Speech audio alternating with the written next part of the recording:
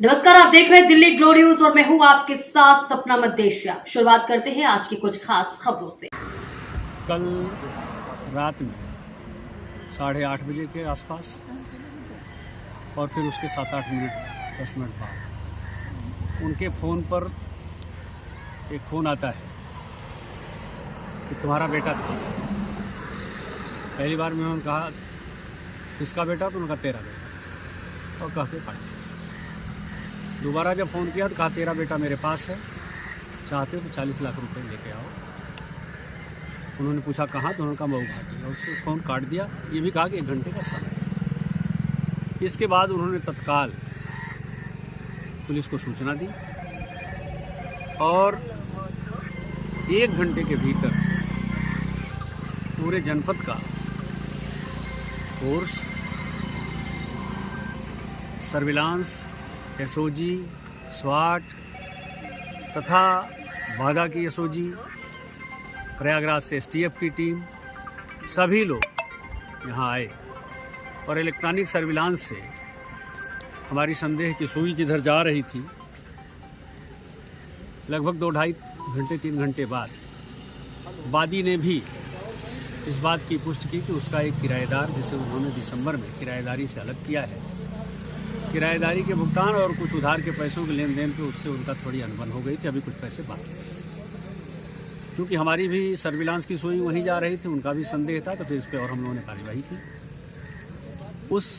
उनके पुराने किराएदार ने अपने एक और अपराधी साथी, जिसके पूर्व में भी हत्या में शामिल होने का जुर्म है, के साथ मिल करके इनके बेटे को अगवा किया, गले में रस्सी का फंदा कस करके मार दिया और वहीं घर के पास ही एक गड्ढे में उसे दफन कर दिया। पुलिस ने जब इनसे पूछताछ की तो जब पूछताछ में इन्होंने बताया कि जुर्म स्वीकार किया और बरामदगी के लिए ये पुलिस को गुमराह करके परानू बाबा के जंगल की ओर ले गए। वहाँ इन्होंने इधर उधर घुमाया और अंततः एक मोबाइल जो घटना में प्रयुक्त हुआ था, वो उसका सिम बरामद हुआ। डेड बॉडी में फिर आनाकानी करते हुए इसी बीच इन्होंने पुलिस का असलहा छीन के पुलिस पर हमले की कोशिश की।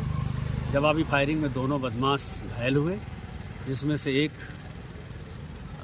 मौत को प्राप्त हो गया, दूसरे का उपचार डॉक्टरों ने रिफ़र कर दिया हायर सेंटर प्रयागराज में चल रहा है। सर, जिसकी मौत हुई उसका क्या नाम है? और आयुष नाम का बच्चा है, 13 साल का बच्चा है और कक्षा 7 में पढ़ता है।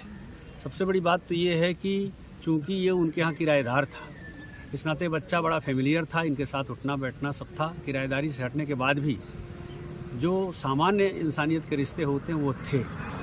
एक वीडियो तो लोगों ने मुझे दिखाया कि बच्चा 5:50 तक सीसीटीवी में चौराहे पे देखा गया है।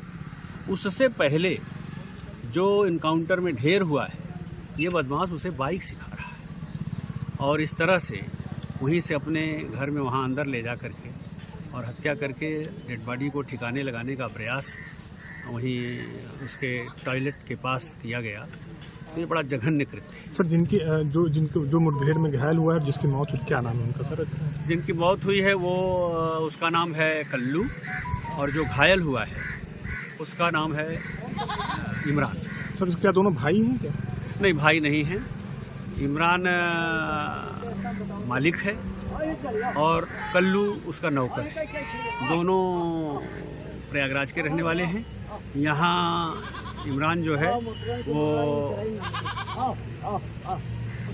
इमरान नाम शायद भूल गया, इरफान है, वो बक्सा ट्रंक बनाने का काम करता है, ये उसके यहाँ लेबर है।